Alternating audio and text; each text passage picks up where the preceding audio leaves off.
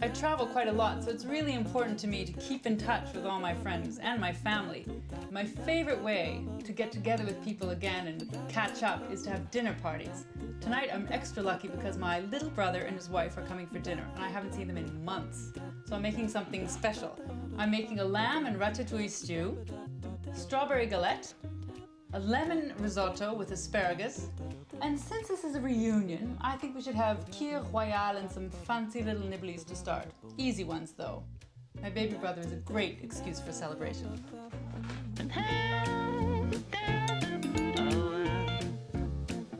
See you again, making the time again, seeing the signs again. Come over, and we'll meet again. Da da da, da da da da da. I haven't seen my brother and his wife in ages, so I'm really looking forward to it. And I'm making a very homey meal, starting with this lamb stew. You can do this with a whole leg or shoulder, or you can have it cut into cubes, whichever you like. This whole menu actually is recipes from friends of mine. Not all the same friends, but every time I go back to Paris, there are always big reunion parties, and we all bring things, or someone makes this great dinner and there are kids running around and people turn off their cell phones, and it's just less distracting. It's one of the only things you can do where you really have people's undivided attention these days. Just want the oil nice and hot so that it browns all the outsides of each cube, and work in batches, because if you throw it all in there, it just steams and gets sort of that nasty gray color, and you want them all brown and golden. Sizzle, sizzle. I'm gonna get splattered if I don't watch it.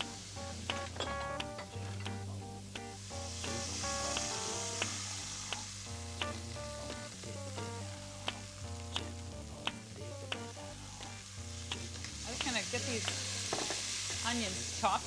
2 nice big onions.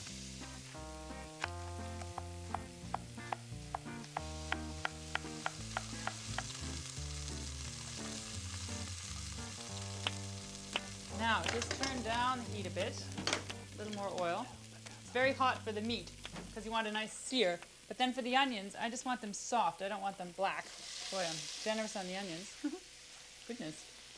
I'm gonna get this garlic going, a whole head of garlic. And I'm just breaking them into cloves. I'm going to leave them whole, but peeled. Just add those to the onions. And then some tomatoes. Here begins the ratatouille. Ratatouille is a stew in its own right, and it's tomatoes and eggplant and zucchini. These are Roma tomatoes, removing the seeds, but letting the juice drip down through. The idea was you need about 2 cups of liquid, and I was hoping I'd get lots of tomato juice. But I have a grand total of about 1 tablespoon. Luckily, I can top it up with wine. This is veal stock, or you can use beef stock. And you just need a cup to deglaze. So now the meat can go back in.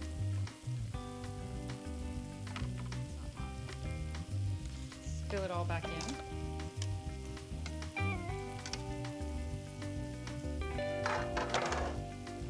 And then pour over the wine and your vast quantities of tomato juice.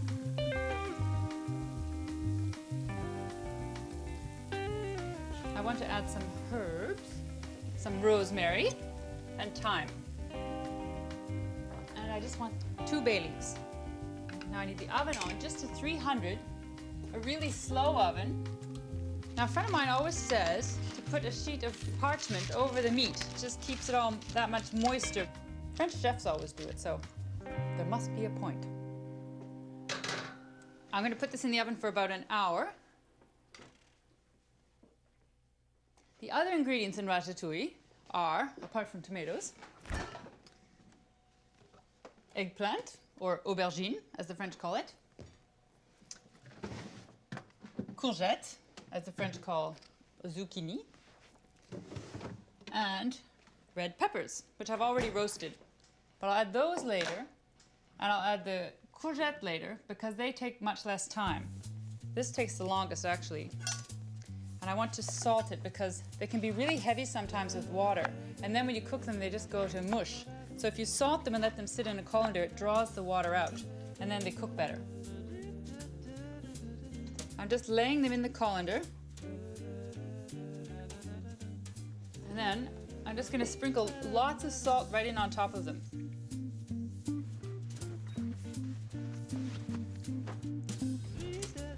It's raining. It's raining salty water. Eggplant tears. Oh, they feel really wet. But you have to rinse them. And I know this sounds counterintuitive because you're trying to get the water off them. But these have been very salted, and if you forget to rinse them, you'll have a stew that tastes like...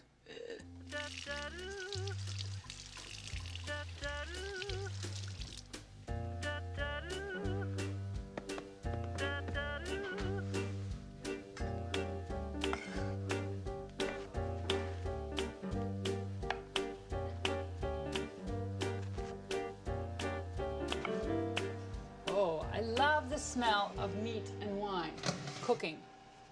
They belong together.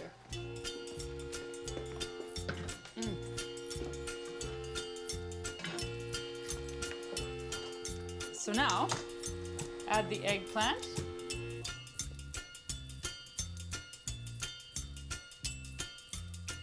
And the tomatoes. I'm just going to mix these in and around. Put this back in the oven, so I'll give it an hour and check on it.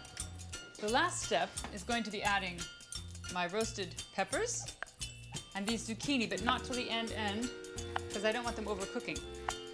I'll get these out of my way, because next I'm making dessert, which is a strawberry galette.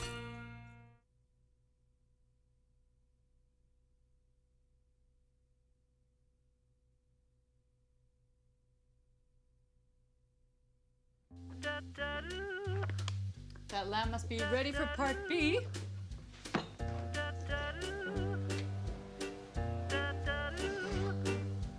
It's kind of like a house plant. You have to tend to it every now and again. Whew. It looks fantastic.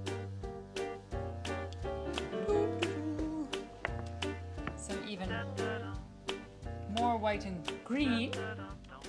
These red peppers too, including the red pepper juices. Jus.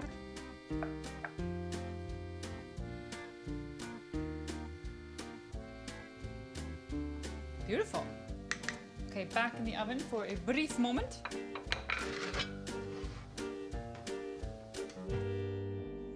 Now for my strawberry galette. This is a very odd recipe, I think. I got it from a friend of mine who in fact made it in front of me. And the whole time I was standing there thinking, what are you doing? You're cooking strawberries, because I always think of strawberries cooked as jam, and otherwise I think of them as raw.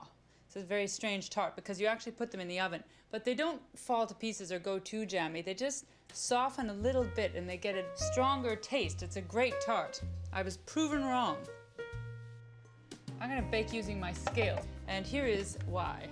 Everyone always thinks that baking with scales is so complicated, but it's actually really easy. So 200 grams of flour. And you can be so precise too. Not that I'm all that interested in precision. Then you push the little button, presto, and it goes back to 0. Now I need 150 grams of butter cut in. And I can add it right to the flour. It will add up to just the right amount. I'm pretty good at eyeballing this.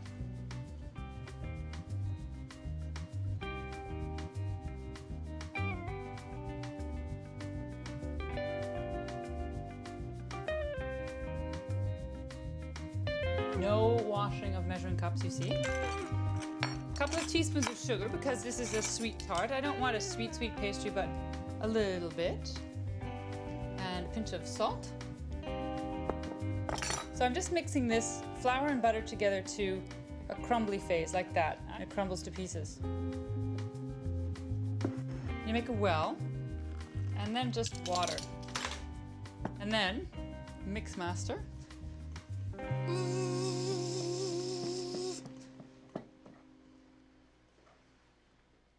Press it into a ball. because I'm just going to set it in the fridge to chill a bit, which makes it easier to work with, and wrap it so it doesn't dry out. Got dough all over the refrigerator. Now my strawberries. This is supposed to be, you know, a rustic tart, so you can leave some of them whole, the small ones.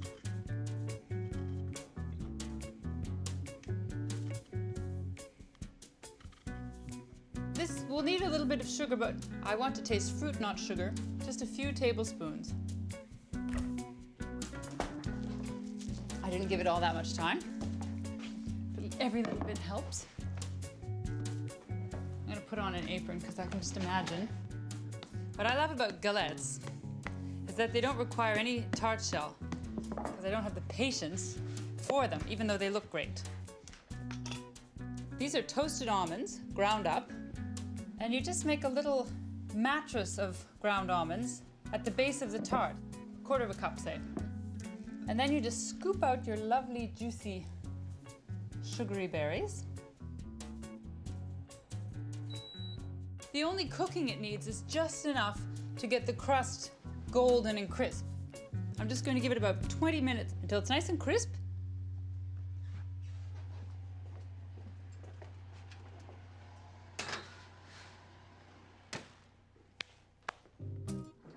Set the table, I guess.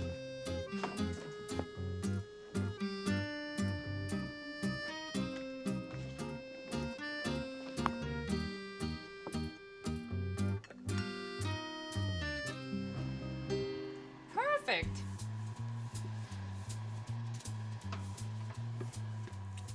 Isn't that beautiful? Yes. And the berries are still holding their shape, but they're just softened a little bit, and all the juices are let loose. Not all of them, but those almonds will be soaking some of it up. So this will stay nice and crisp, and these will be wonderfully soft and sweet in the mouth. Next, I'm gonna make my first course, which is a lemon asparagus risotto.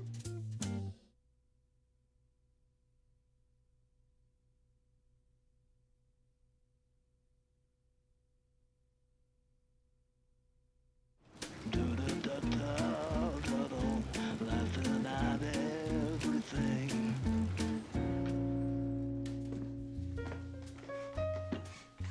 My lamb's done. Time's up.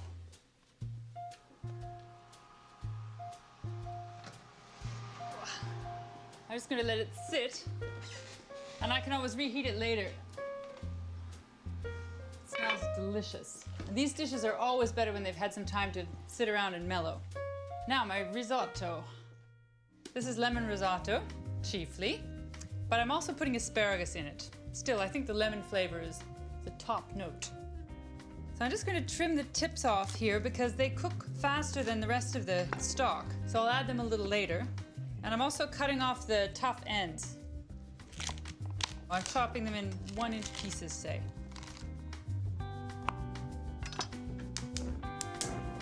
Now risotto is, of course, an Italian dish, not French. But you see it on French menus everywhere. It's really eaten very much like pasta. It's a popular dish in France. I think I'll put some butter in there too. I'm just going to add chopped garlic and add it before this pan gets too hot because I don't want it to burn. I just want to soften it quickly. Now I'm going to cut this off before it goes further. I'm adding the asparagus stalks and just some water. Now I'm going to wait till the water disappears, and when they're almost tender, I'll add the tips. Salt and pepper in the asparagus.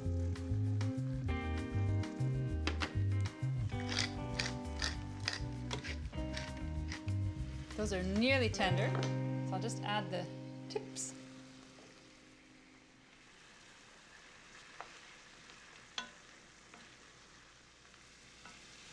There we go. Garnish. Ready already? And now risotto. First, I'm going to add a little oil and a bit of butter too for flavor. I'm chopping a shallot for the risotto too.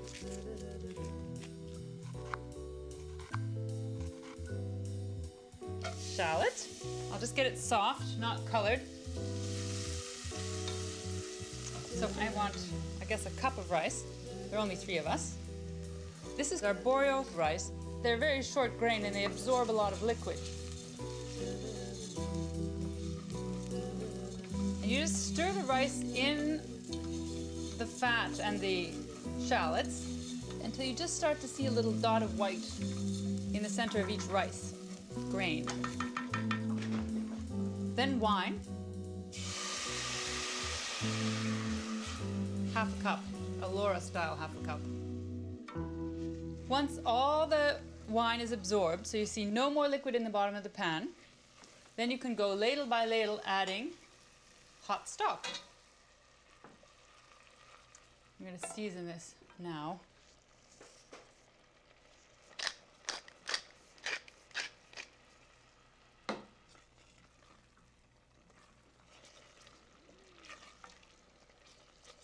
It's fun to watch. It does take a little bit of time, but as you watch, you see the grains of rice just plump up as they drink in all that flavor.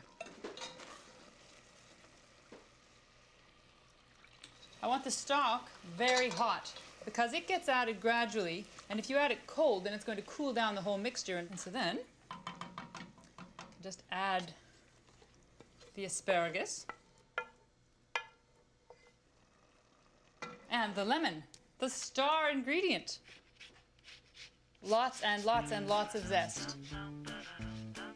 And the last thing is Parmesan cheese, which brings it all together.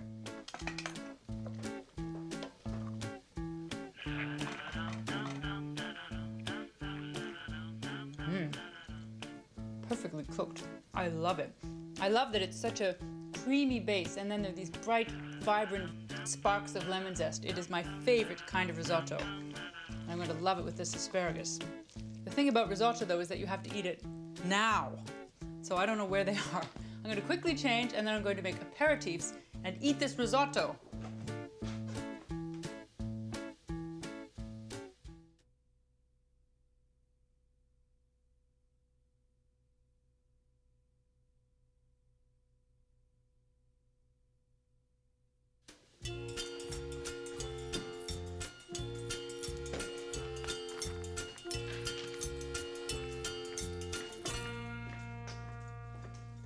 Got a few more things to do for my family reunion with my brother and his wife. I've made all kinds of French-style reunion food, and I just want to make a few cute little aperitif nibbles for my brother and his wife. Every recipe I made in this whole dinner is from different friends, and I love that. It's like having a reunion with all my friends together. First of all, you cut a little sliver off the bottom of a cherry tomato, then it sits up straight, and then slice off the top, and deftly, with your knife, hollow it out.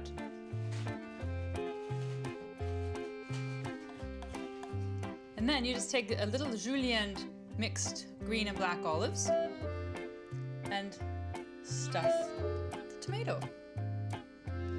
Isn't that so much more exciting than tapenade?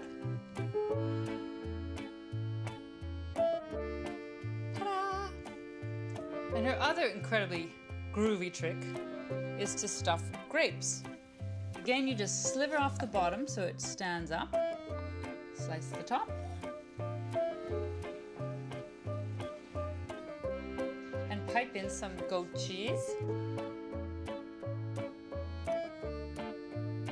and put a little bit of pretty green pistachio on top.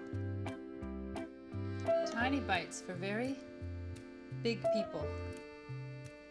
There. I'm ready. I just need to get them here, open some champagne, and I'm going to make Kir Royale, but in martini glasses, because I love when there's a nice wide brim and you can get right at it. This is cassis, which is a black currant liqueur, and that's the classic base of Kir. Where are they?